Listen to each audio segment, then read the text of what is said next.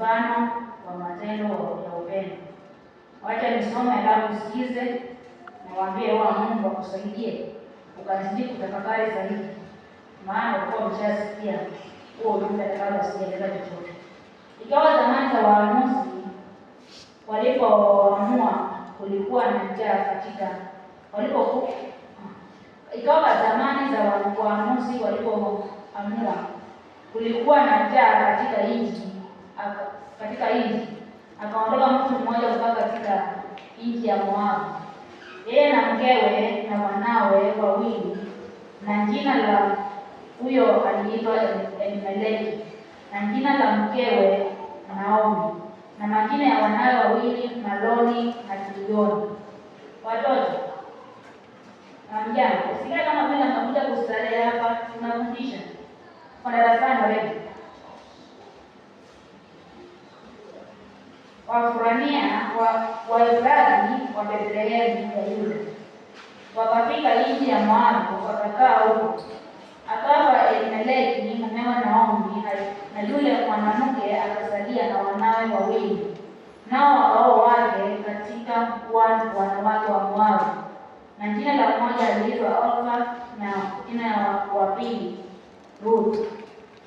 Wakakaa huko yapata miaka 10, wakafa na Maloni na Kilioni wote wawili.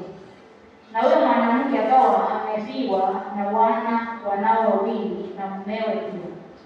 Ndipo alipoondoka yeye na wakweze ili kurudi kutoka nchi ya Moabu, maana huko katika nchi ya Moabu amesikia ya kwamba Bwana anawajilia watu wake na kuwapa chakula. Basi akatoka pale alipokuwa na wakwazi wawili pamoja naye, wakashika njia ili kurudi mpaka nchi ya Yuda.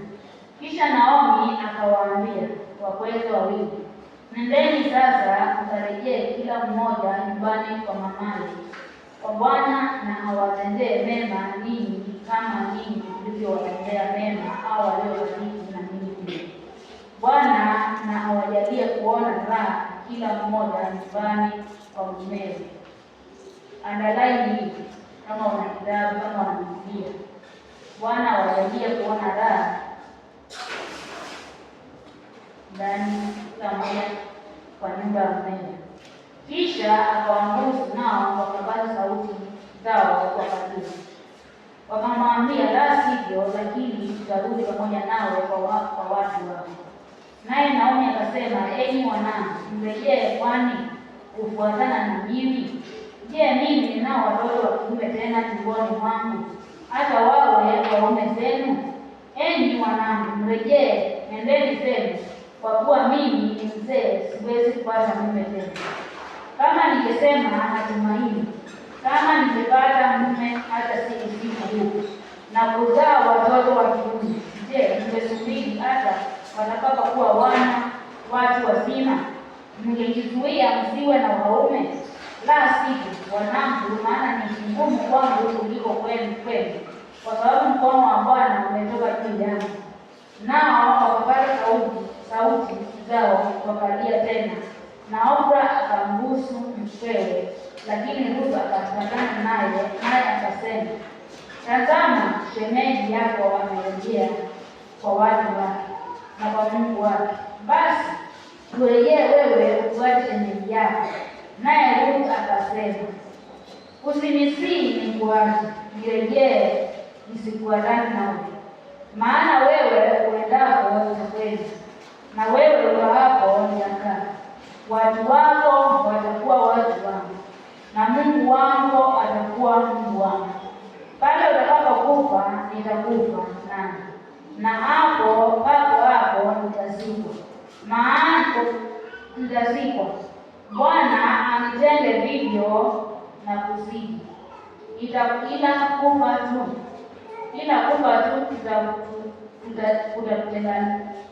kufa tu utatutenga wewe nani. Basi alipomwona kuwa amekaza nia yake kufuatana naye, aliacha kusema naye. Hivyo hao wakaenda waliendelea wote wawili hata walipofika Bethlehemu. Na ikawa walipofika Bethlehemu, mji wote ulitaharuki kwa habari zao. Nao wanawake wakasema, je, huyu ni Naomi? Akawaambia, msiniite Naomi, niiteni Mara, kwa sababu Mwenyezi Mungu amenitenda mambo machungu sana. Mimi nalitoka hali nimejaa, naye Bwana amenirudisha sina kitu. Kwani kuniita Naomi, ikiwa Bwana amenishuhudia juu yangu na Mwenyezi Mungu amenitesa?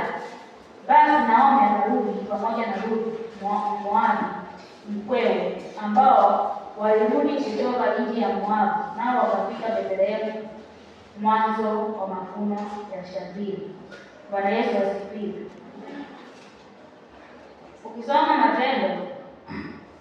Matendo ya Mitume,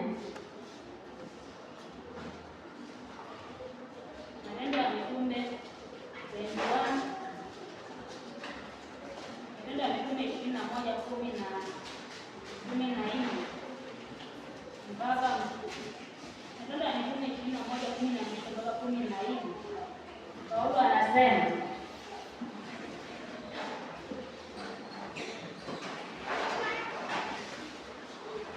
basi tuliposikia haya, sisi na watu wa mahali pale tukamsihi asipande kwenda Yerusalemu. Ndipo Paulo alipomjibu, mnafanya nini kulia kunivunja moyo? Kwa maana mimi licha ya kufungwa na ni tayari hata kuuawa katika Yerusalemu kwa ajili ya jina lake Bwana Yesu. Alipokataa shauri letu, tukanyamaza tukisema, mapenzi ya Bwana na yapendeke. Bwana Yesu asifiwe.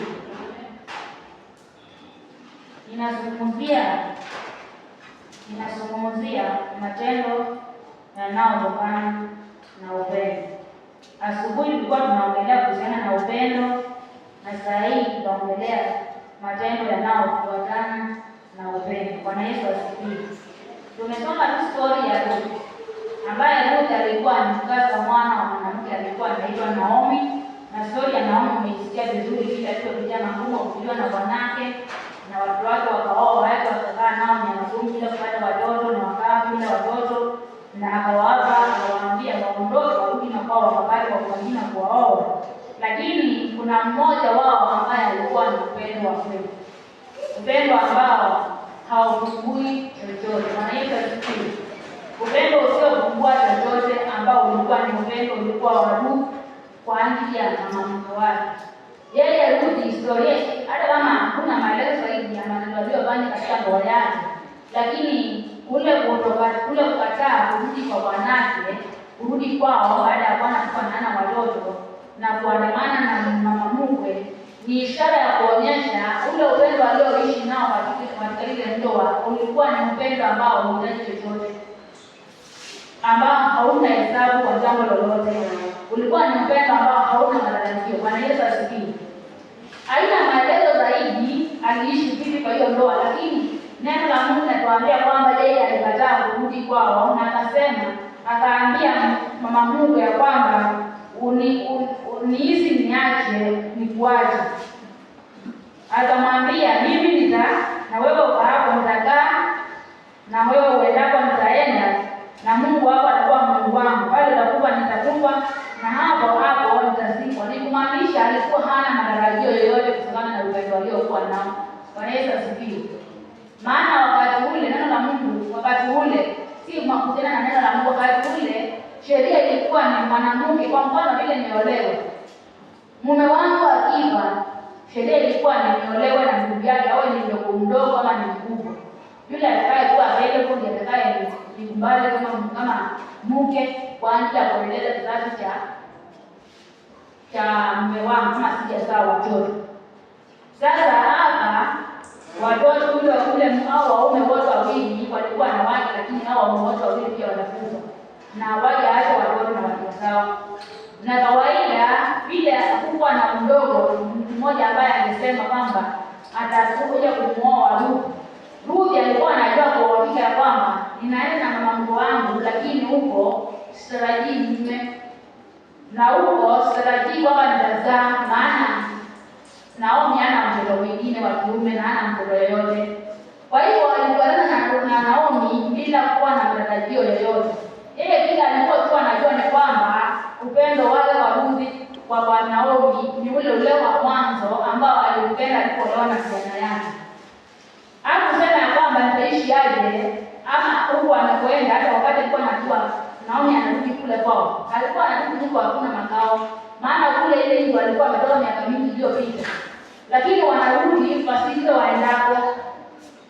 Lakini yeye akamwambia, nitaenda na wewe, mahali utakapokwenda ndipo nitakapoenda, mahali utakaa nitakaa hapo, watu wale watakuwa nao kama watu wako watakuwa watu wangu, na Mungu wako atakuwa Mungu wangu.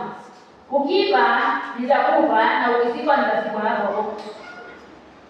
Kwa hiyo ni ishara ya ule upendo tulikuwa tunazungumzia, upendo ambao hauna matarajio, upendo ambao hauhesabu jambo lolote. Na tukaendelea kusoma kwa kitabu cha Matendo ya Mitume, Paulo aliposema kwamba yeye yuko tayari kufa kwa ajili ya Kristo. Paulo naye ni ishara pia Naomi ya mtu anaitwa Ruth. Vile yeye alikataa vyote. Vile wakati wao walikuwa wanamsia asiende kwa sababu wamesikia vile ambao alipigwa mawe kwa ajili ya kunena habari ya Yesu Kristo na akapeni. Na walipokuja wakamwamsha, alipotoka katika ile hali ya kupeni, alipouliza nilikuwa naenda wapi? Hapo ngoja tupeleke hospitalini hapana. Akasema mimi nataka mniambie nilikuwa naenda wapi. Alikuwa amepigwa kiasi kwamba amesahau alikokuwa anaenda. So anatarajia hao wamkumbushe alikuwa ni wapi ili aendelee kufanya kile alikuwa anatarajia kufanya. Upendo ambao hauna matarajio. Upendo ulio wa kweli. Bwana Yesu asifiwe. Matendo ya upendo. Matendo ya upendo ni yapi? Ni yale matendo ambao upendo ambao hautarajii chochote kwa mtu. Na wajua zaidi ya yote sisi tena tuna matendo ya kwamba unatarajii kitu cha mtu. Zaidi ya yote tunazungumzia jinsi upendo ulivyo na nguvu. Upendo wa kweli ulivyo na nguvu. Kwa mfano, habari ya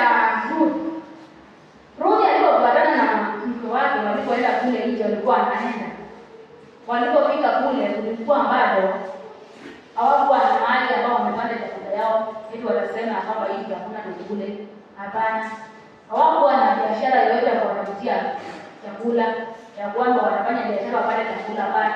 Lakini Ruth aliondoka akaenda kwa shamba ya watu ambao alikuwa na kazi yako imeajiriwa, lakini yeye alienda. Kama vile maandiko yanasema kwamba unapokula chakula shambani, usikune kila kitu, hata lime kwa ajili ya wanyama na ndege wa angani na wanyama wa mwituni. So watu wa kazi ile walikuwa wanaelewa hiyo, kwa hiyo walikuwa wanavuna, walikuwa wakila kitu shambani. So Ruth yeye kwa njia ya kutafutia mambo yake chakula wapate kula wote, maana hawajapanda chakula shambani. Yeye alienda kwa shamba ya mmoja wa wanajiwa huko, akaenda akafuata wale wafanyakazi nyuma, kile wanachonyuma wanachoaje nyuma wakati wanavuna, yeye anakusanya ngano, anakusanya mbaki apelekee mama mkuu wake wapate kupika wakule, wapate chakula. Bwana Yesu asifiwe. Na katika hiyo harakati ya kuvumilia, maana tumeambiwa katika upendo kuna hiyo kuvumilia, upendo uvumilia. Na kwa sababu alikuwa na tunda la kuvumilia kwa sababu ya upendo, hapo katika hiyo hali ya kukusanya hizo mabaki, ndipo alipopatana na ule mtu akauliza, na ule msichana ni msichana wapi? Ndio watu wakamwelezea ya kwamba yule ni mkaza mwana wa Naomi aliyetoka kule Moabu. Akataka kujua zaidi. Na wajua ukienda kusoma ile neno nimekwambia mwende mkasome, ni kwa sababu inatuelezea vile ambavyo maisha ya Ruth yalipoanzia. Vile ambavyo upendo wake wa kweli kwa Naomi ulivyobadilisha maisha yake na maisha ya Naomi. Naomi alikuwa na uchungu mpaka amesema kwamba maisha yake yabadilishwe, jina lake libadilishwe aiwe jina la nani? Tunasema anaitwa nani hapo? Jina la pili, jina la Naomi alisema anaitwa na watu aliporudi Yerusalemu, anasema anaitwa nani? Mara, kumbe mko maskini. Bwana Yesu asifiwe. Jina ya huzuni. Kwa sababu watu wake amekufa, watoto wake wamekufa, na alitoka akiwa na wao watu wazima na akiwa mwenye afya na akiwa mwenye mali. Lakini amerudi bila chochote. Lakini kwa sababu ya upendo na uvumilivu na imani na tumaini, ikamfanya na alikuwa anaitwa Ruth, mwanamke alikuwa anaitwa Ruth, aende Katika kutafutia mke wa mama mkwe, akakutana na Destiny Obawale ambaye alikuwa anaitwa nani? Alikuwa anaitwa nani mwanaume aliyemwoa? Wanaitwa Zuhura. Boazi. Wanaitwa alikuwa anaitwa Boazi. Si ndio? Nimekosea. Alikuwa anaitwa Boazi. Na katika hiyo harakati ndio Ruth na Naomi alipoona upendo wa mtazamani na sio upendo wake ni wa kweli. Naomi na yeye akatafuta njia atakapo kumsaidia nani? Ruth. Na wajua katika hii story yote, story ya Oprah hapo inaitwa Oprah iliisha. Story ile ni kama mwingine iliishia pale aliposema yeye alikuwa ameamua kurudi kwao. Na kuna mahali pengine inaelezea pia alienda kupata huko mashara huko bila anaenda kuishi. Lakini tumebaki na mtu mmoja ambaye anazungumzia ambaye anaitwa Ruth na Naomi, jinsi ambavyo walishikamana kwa upendo na kupitia huo upendo tunaendelea kusoma unaona ilifika wakati Ruth akapata mume. Na mume huyo aliyemwoa ni huyo ambaye alikuwa anaenda kwa shamba yake kuokota nini? Mambari. Akaolewa na mtu mwenye ambaye alikuwa anatajika kuheshimika katika nchi ya Yerusalemu. Alikuwa ni mmoja wa ukoo wa hiyo jamii ya kina Naomi, ambaye yeye alisema kwamba kama utapata mtu mwingine wa karibu na Naomi wa kupatia kizazi cha ndugu yako mume wako, mimi nitaweza kukuoa. Na Naomi akamwelekeza yule mwana wake jinsi atakapofanya ili kupata kibali machoni kwa yule mwanaume. Akamwambia nenda ukalale kwa miguu yake. Maana alikuwa amelala, lala kwa miguu, alafu akiamka asije kukuta hapo. Hapo ndipo atakwambia kitakachofanya. Ni sahihi maisha yako sahihi ni mama mke gani ambaye anamsaidia mkaza mwana kupata mume mwingine? Hakuna. Na kama yuko sijui kwa sababu gani upendo wa kweli hao. Sahihi wanawake mwanamke alikuwa na mume kama bwana alikuwa ni tajiri, kile kinachofuatia siku tu amezikwa. Yule mwanamke na watoto wajali hao watoto wa ndugu yao wanaishi vipi?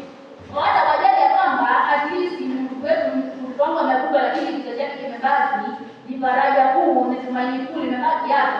Hiyo hawajali, kila anajali ile mali aliyoacha. Mwanamke anazingatia jana mwenye mbaki nyuma ama anabaki mbele ile ambaye anabaki kuwa ina watoto wake. Wataanza shamana na huyu wanyang'anye huyu mkazamana mali zake. Wambukuze, waondoke na wakatae hao watoto wala mali mbaki. Wale watoto na mama wataondoka bila chochote, ukateseka huko kama amekuwa ya mjane na watoto wamekuwa yatima. Je, wao ambao wakijiandaa wakifurahia ile mali, watauza hiyo magari, watauza hiyo mashamba, watauza hiyo ploti, lakini hawatabaki na watoto pia vichoto kwa kujali wale watoto wanaishi vipi. Hiyo ni maisha ya leo. Lakini Ruth na Naomi alipoona upendo ule ulikuwa kwa Ruth, hakumwacha, aliamua kumsaidia. Ili na yeye kupitia kule kumsaidia na yeye akasaidia kizazi chake kikaendelea. Bwana Yesu asifiwe. Na wajua ukiendelea kusoma, hapo ndipo kizazi cha Ruth, kutoka kizazi cha Ruth. Hapo ndipo alipozaliwa nani? Babake Naomi. Naomi ni babu yake Daudi, ni nyanya yake nani? Anaitwa Ruth. Ni nyanya ya Daudi. Maana ile kizazi roho wa Ruth ndio ile inaandamana mpaka Yesu anakuja kuzaliwa. Ndio anakuja Paulo naye anasema nini? Niko tayari kufa kwa ajili ya Kristo. Hiyo inatuonyesha matunda ya upendo. Inatuonyesha ile upendo unaweza elekeza njia yako. Upendo pekee unaweza kupatia mwelekeo wa maisha yako bila hata mwisho wa maisha yako ya Mungu. Upendo pekee unaweza kukuelekeza jinsi ambavyo unaweza kutakavyo watoto wako. Upendo pekee unaweza kukuelekeza vile utakapoishi katika ndoa. Upendo pekee unaweza kukuelekeza vile utakapoishi katika kazi unayofanya. Maana upendo ndio mwelekeo. Au upendo neno ambalo linasema kwamba haudanganyi, hausemi uongo. Maana ile kitu upendo umeamini ndicho hicho. Kama umeamini katika upendo ulio ndani yako, hakuna kitu ambacho kitasababisha ungeuke na kuacha huo upendo uende kwa njia nyingine kama Ruth ile alivyokuwa anaamini.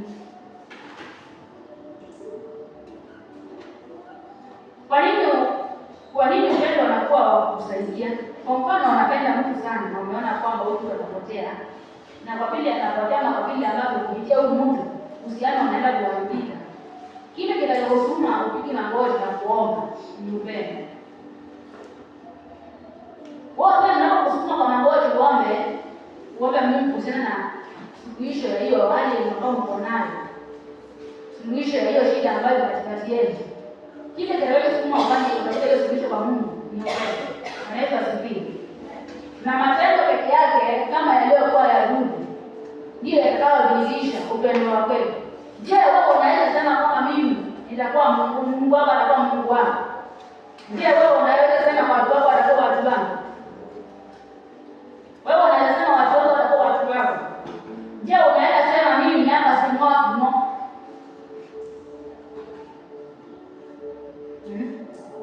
Kaburi lako hapo kama ndio kutakuwa kaburi yangu. Bwana Yesu asifiwe. Upendo wa namna hii umepungua. Upendo wa namna hii umeisha katikati ya watu. Na ni jukumu yangu mimi na wewe kutafuta huo upendo wa namna hii. Kutafuta upendo huo wa kweli ndani yetu. Mahali ulipitia, mahali ulipopungukia, utafute, ufanye chochote kile ambavyo huo upendo utakaporudi. Saa hii wengi wetu tunasema tumeokoka nini kwa mmoja wao, lakini mimi mwenyewe hata huo upendo, hata hiyo wokovu, saa zingine nakuwa na wasiwasi, kujiuliza, kweli nimeokoka kweli? Saa zingine nakuwa na wasiwasi wa kujiuliza, ni kweli mimi nimeokoka? Nani ambaye hajajiuliza hivyo? Kama ni mimi nitaka peke yangu. Nani saa zingine anakuwa na wasiwasi na wokovu wake? Wewe una imani na wokovu wako? Wanaweza asikie. Nyinyi wenyewe lazima unajiamini na wokovu wako kabisa ukamili. Nani ambaye anakuwa lazima anajiuliza maswali kama unakaa unaanza kujioji. Unajiuliza kwa nini nimeitwa? Bali mimi nimeokoka. Bali mimi upendo wangu kwa Yesu ni kweli. Nani ambaye anakuwa na hiyo matatizo mengine? Sio maanishi kwamba hujaokoka. Kwa nani ndio unaimaanishi kwamba hujaokoka? Basi hapo ndipo wakati unapojiuliza katika hiyo maswali, hapo sasa ndio unaanza kutafuta mahali uliachia. Hapo ndio unaanza kuona ni wapi ambao kuna mapungufu yako katika wokovu wako. Maana sasa hivi unajiuliza kama Paulo unaona kile Paulo aliposema kwamba mimi anasema nini? Niko tayari kwa ajili ya Kristo. Watu wanamkataza usiende, anamwambia nini? Kwenda nitaenda, maana niko tayari kwa ajili ya Kristo. Bwana Yesu asifiwe. Anamwambia kabisa mimi huyo ni bwana mmoja wa Paulo. Na hiyo upendo huo anaona ulikuwa unasababisha mtu anaitwa Yohana. Yule Yohana aliandika hii kitabu. Hii kitabu ya Ufunuo. Aliwekwa nini? Aliwekwa kwa ndani na mafuta iliyochemuka. Na unajua mafuta ile yanayochemuka ikirukia kidogo kwenye nasikiana. Sasa nimeweka kidogo na kidogo ametumika kwa mzima na mwili. Lakini unashangaa huyo yote alikuja kuandika hii neno la Ufunuo. Maana alipoona kama ametoka kumuoa na mafuta, walienda kumchukua kwa hiyo kisiwa cha Botimaya huko. Akufia huko maana huko kuna chochote au watu huko na huko katika ile hali ya kuhangaika kwa Mungu akamfunulia siku za mwisho ile kutoka huko. Mtu kama anaitwa Paulo ashachukua na gerezani. Anangoja kuuawa. Baada ya kutafakari kwamba kwa nini ninateseka kitu kwa sababu mtu ile kitu alifanya ni halafu kuamua kwa ajili yule ambaye alimuita, akamwambia Mungu, akaanza kuingia sifa zake, akamwambia Yesu, unaona vile saa hii sisi tukitumikia Mungu unapopitia shida unaanza kusema nimekutumikia Mungu siku ngapi, nimeishi kutumika mbona hata sionekani, nimeishi kutumika mbona sioni hivi, maana nimeishi kutumika mbona hivi na hivi, hata basi anioni. Unaanza kuwa na sauti za kuhukumu kwa kuwa wataka uone matendo ambao yanakaa na kuupongeza, lakini sio anatarajia kwa Mungu. Lakini Paulo wakati akapanda gerezani anaenda kusema kwamba wale watu walikuwa na wapinzani nao kupiga habari njema, hata wana habari kama mimi kwa gerezani.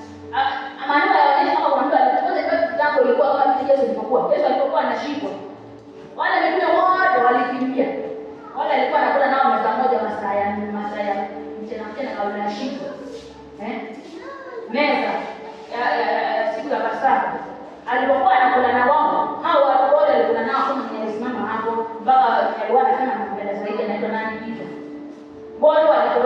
kufuatia shida yake ya kushikwa. Lakini walipokuwa wameshikwa, walipokuwa kule walipokuwa, ndio maana wanaona mtu anaitwa nani? Pita. Analia machozi kwa sababu anakumbuka kwamba Yesu alimwambia nini? Utanikana mara ngapi? Mara 3 kabla jogoo ya wika. Alipokana mara ya 3 jogoo ya wika ndio alikumbuka ile neno Yesu alimwambia. Akaanza kulia kwa huzuni. Akaanza kuona kumbe upendo wake wa Yesu kuna makasoro. Akaanza kuona kasoro zipo katika upendo wa Yesu. Kajua kwamba kumbe kumpenda Yesu mkaa na yeye katika ile hali ulio nayo na unamshikilia hivyo hivyo. Unamkamata hivyo hivyo katika hiyo hali. Hiyo ndio kumpenda Yesu. Kanisa asifiwe. Hao mitume baada ya Yesu ameshikwa, amesulubiwa, amezikwa, wao wakaanza kutafutana mmoja baada ya mwingine, wakakusanyana tena. Maana kuna kitu kinaitwa upendo ndani yao. Upendo bado ulikuwa huko, si kama ulikuwa umefidia, lakini upendo wao ulikuwa na doubt. Huko umekuwa strong. Na unajua wale ambao tunaongelea, wale ambao walikuwa kusimama na Yesu, walikuwa kuwa tayari kwa nje ya Yesu wengi wao, ni wale ambao waliokoka baada ya Yesu kuwa ametoka ulimwenguni. Amekufa kutoka msalabani, amezikwa na kufufuka. Kama kina Paulo, kina Yohana hawa. Yohana ni mmoja alikuwa, Yohana huyu ni mmoja alikuwa ni mtume wa Yesu. Lakini kile kilimtia moyo ni kuona kumbe Yesu walipoona Yesu amekufa msalabani, huyu jamaa alikuwa anakuambia anakufa na siku ya leo atafufuka. Sasa wao wanajiuliza, ni kweli ameshikwa bila kusema, ni kweli amesulubiwa, ni kweli amezikwa.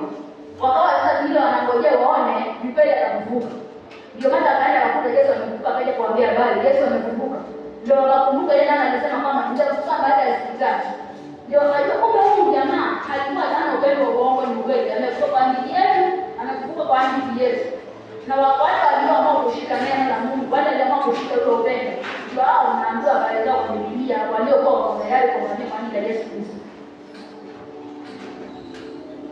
Ndio maana nikasema ndiye za zingine unakwama na wasiwasi, unakwama unajiuliza kulingana na vile unapohudumu, kulingana na vile ambavyo mimi mtu wako, ama pengine vile unapotumika, vile unapohudhuria ibada, unajiuliza je, hivi wokovu wangu una kasoro kweli? Upendo wangu wa Yesu una kasoro? Maana upendo ni kujinyima kwa ajili ya mwenzako. Maana upendo ni kuonyesha maneno kama haya yalikuwa ya Mungu. Hapo sasa atamfuata Mungu wake mbele. Hapo sasa sisi mtoka atakuwa Mungu wangu, sisi watoka atakuwa watu wangu, hata kama nikaenda hapo sasa tunaishia hapo hapo nena. Lakini neno la Mungu tunatuonyesha kabisa matendo ya kuonyesha alichosema alikuwa anamaanisha. Maana hakuna mahali anaonyesha walienda kwa sababu ameacha na Bwana ni kidogo bado tunasema na wanaume fulani. Hapana. Alikana kusikia kile mtu wake anamwambia. Mume aliolewa na yeye hapo nitakutia nitakuwa na mtu wake. Mama mtu nitakutia. Alikaa akakulia. Maana maandiko yanasema upendo uvumilia. Au tutakutii mambo yake. Kwa hiyo matendo haya ya Ruthi ya maneno yake yanafanana na matendo. Na ndio Yesu akaja kusalia kupitia kizazi cha Ruthi. Bwana Yesu asifiwe. Alafu wakati tunapoketi tunaanza kuuliza hiyo maswali. Hapo sasa ndio naanza kuungana mmoja kwangu. Kuna mahali hapa ambapo mimi siendi sawa. Ndio maana ninahisi hii upendo wangu kwa Yesu kuna masomo. Kuna vile ambavyo mimi sifanyi vile nafanya kwa ajili ya Kristo. Hii na ni kweli nikiangalia ni kweli hapa nisifanya vizuri. Maana kitu kile nafanya wakati unapoenda kama mapenzi ya Mungu. Kama wewe ni mtoto wa Yesu Kristo, kama wewe ni mtoto wa Mungu kweli, haupatani jamani. Wakati wewe unapofanya kitu ambacho rahisi na hukumu, unahisi roho yako haina amani. Ukiona unafanya kitu rahisi roho haina amani, jua hiyo kitu kina hukumu. Hakimpendezi Mungu.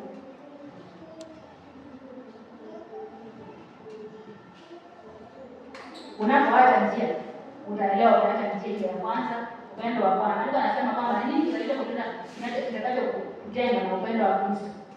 Si ati wewe ndio unajiuliza, Mungu ndiye anauliza, ni nini kitakachomteka yeye na upendo wake kwako? Si wewe. Maana wewe kama ingekuwa Mungu anategemea matendo yako, kwa Mungu akuwa na upendo kati yako na Mungu. Lakini Mungu ndiye anasema ni nini kitakachomtenda yeye kwa upendo wake? Hakuna. Je, ni mauti? Hakuna. Je, ni dhambi? Hakuna. Je, ni uongo? Hakuna. Je, ni huzuni? Hakuna. Lakini sisi upendo wetu wa mwanadamu na upendo wetu wa binadamu, wakati mambo yanapoinuka, upendo unamshana. Maana Mungu upendo wa binadamu, lakini upendo wa Mungu anauliza, ni nini kitakachomtenda na upendo wake? Ni nini kitakachokutenga na upendo wa Kristo? Maana hakuna kitu kinaweza kutenganisha na upendo wa Kristo. Ule upendo Yesu anakupenda nao, hakuna kitu kinaweza kutenganisha na upendo. Anakupenda vile ulivyo. Kwa maana anasema jioni kwangu wenye kulemewa na mizigo na ndio kupumzisha. Hapo kusema uje na mzigo mwepesi, hapo kusema leo haya. Hapo kusema mzigo malaya kwangu. Leo maskini. Hapo kusema usilete uongo. Uwaje hivyo. Alisema njoo bila ulivyo na mizigo yako. Uende na uongo wako, uende na wivu wako, uende na chuki yako, uende na kila kitu. Alafu sasa kwa sababu yeye anakupenda vile ulivyo, anaanza kuchukua hiyo shida, hiyo matatizo moja baada ya nyingine. Mchukua anaondoa kidogo kidogo, Mungu anaondoka kidogo kidogo, Mungu anaondoka kidogo kidogo, dharau anaondoka kidogo kidogo, chuki inaondoka kidogo kidogo, madai ulikuwa ndani yako unaondoka kidogo kidogo, uaminifu ambao ulikuwa umepotea ndani yako unarudi. Hiyo ndio kazi ya Mungu anayofanya katika ule kupata roho kwenda na Mungu. Lakini swali ni tunaweza kuwa na msimamo kama ule ulikuwa wa Lutu? Na watu wako kama wote. Wanaweza kusikia. Utakuwa kama Lutu ama utakuwa kama Oprah? Utakuwa kama aje? Utakuwa kama Peter ama utakuwa kama Paulo? Na unajua wale ambao wana historia mbaya kama Paulo, alikuwa na historia mbaya ya kufikia watu na kuwaua. Lakini huyo yote kujaribia kama anakuwa kwa ajili ya huyo mtu ambaye alikuwa anafanya watu wanaokufa mtiaji. Wao walikuwa wanakuwa wanawaua, lakini sasa hapa kwa tayari kwa ajili ya huyo Yesu. Wanaweza kusikia.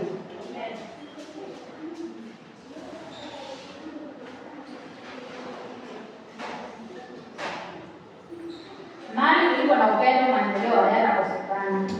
Mahali kuliko na upendo suluhisho halitakosekana. Maana kama ile ambao unaona story ya Ruth, unakuta suluhisho la maisha yake inapatikana kwa sababu ya upendo uliokuwa. Na katika hiyo kupenda huko ndipo alipopata tumaini. Kutokana na upendo akapata tumaini na maisha yake. Story ya Oprah ikaishia kuishia. Oprah anaitwa kama mwanamke. Iliishia. Hakuna mahali ambapo story yake inatajwa. Oprah. Story yake iliishia. Wanaweza asifiwe. Kwa hivyo mahali kuna upendo wa kweli unaacha alama. Upendo wa kweli siku zote unaacha alama iliyo kupendeza. Na wacha nikwambie, hizi simu tunasema ya kwamba ukitumia vizuri na kuharibu, ukitumia vizuri inakusaidia. Na inakufungulia mambo ambayo uko hivi. Atukufu. Nilikuwa naangalia na vile ambavyo tunafundishwa maneno mema yanafanya. Kama kwa mfano, mtu amekuja amebomoa kibanda yako ama amechoma mali zako hizo, badala yeye wewe uishi na chuki, unaenda unaanza upya mahali amekuachia bila chochote, wewe anza upya na upendo. Alafu kutokana na hiyo kuanza upya, huyo aliyekutana mabaya anasoma anakuwa yeye kuelewa alifanya out of jealousy ama kulikuwa na upendo ama nini. Sasa baada ya kuwa wewe umefanya kile kinatakana kufanya, kile kinachojua mtu anaingia kutokana na matendo yako na anabadilika. Inaonyesha kama ili dunia tulikuwa tunaishi katika upendo na kusaidiana katika kweli.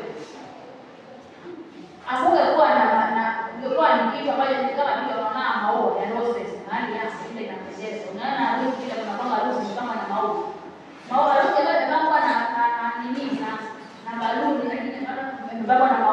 maua mazuri yale ambayo ni fresh. Yenye inapendeza ni si ile kama na maua. Ile kama na maua. Sasa maisha yaliyo ya upendo wa kweli na ushirika yanakuwa kama vile maua mazuri yanayonukia mahali huko. Yaani tunakuwa na kutabasamu siku zote. Na ulimwengu kama watu wamekuwa wanaishi kwa kushirikiana na kusaidiana na kuwa na umoja, hakuna kitu kilikuwa na shida. Jamii nyingi sasa zinaangamia kwa sababu tumekuwa hatuna mambo ya mengi katika jamii na sio watu kwa sababu ya chuki badala ya kuwa na upendo. Tazama hii si maana pekee kama kanisa. Makanisa mengi yanatimia kwa sababu upendo umepotea. Na hakuna mwenye anataka kujua. Hakuna mwenye anataka kuuliza. Hii saa hii watu wanaoana. Sasa unakuta kama hao watoto waliochoma redio shule huko, mwenye amechoma anatoka yeye hataki kusoma, anataka nyumbani. Na sababu ndio amekosa, lakini yeye kwa vile hataki kusoma, basi wengine na wakosa. Hiyo anasema ndio sababu kwa sababu ndio nyumbani. Kwa sababu huyu mtoto amekuwa akiona suluhisho ya kila jambo, mtende jambo fulani hasira ndio kupata suluhisho. Na hiyo inafanya wengine wanateseka kwa sababu ya maneno mengine ambayo yanashuka badala ya upendo. Lakini kama tukifundisha watoto wetu kupendana, ndio watoto wetu upendo. Tukifundisha wakiona maneno yetu mazuri wenyewe kwa wenyewe yanaendelea katika jamii kwa wazima. Hao watoto wanakuwa nao wakijua kwamba kumbe maisha ni hivi.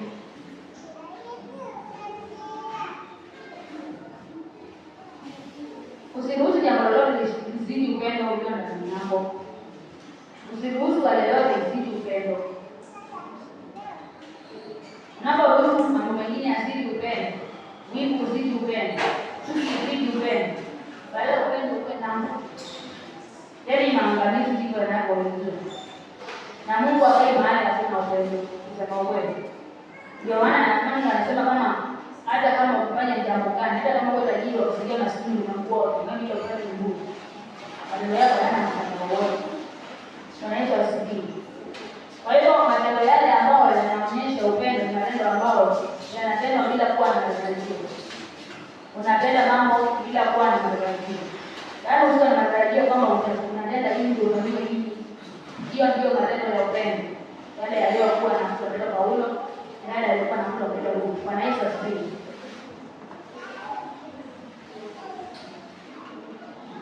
Kuna watu wanadhania kutumikia Mungu ndio kwenda mbinguni. Na ndio maana maandiko yanasema watakuwepo wanaosema niliponya magonjwa kwa jina lako, nitoa pepo kwa jina lako, na naambiwa kama mimi sikujui. Kwa hiyo kwa nini inaambiwa, kwa nini imetokea hivyo? Kwa sababu pamoja na kwa kufanya hayo yote hapo na upendo ndani yako. Ukusaidia Mungu katika upendo. Kama hauna upendo ndani yako, hadi wewe usikusaidie.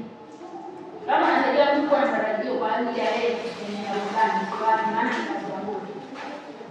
Lakini ifanya kwa vile unafanya kwa ajili ya Kristo. Fanya kwa ajili ya Mungu. Anasema nini? Kuba ni faida, kuishi ni Kristo, ndio. Kuba ni faida, kuishi ni Kristo. Yaani kukuba ni faida kwa sababu hakiki ukikuba leo hii ni faida, maana kukuba ni kupumzika. Lakini unapoishi ishi kwa ajili ya Kristo. Fanya kila kitu kwa ajili ya Kristo. Fanya kila kitu kwa ajili ya upendo wa Kristo. Ambao ni upendo ambao hautaratibu yote. Wanaita usikivu.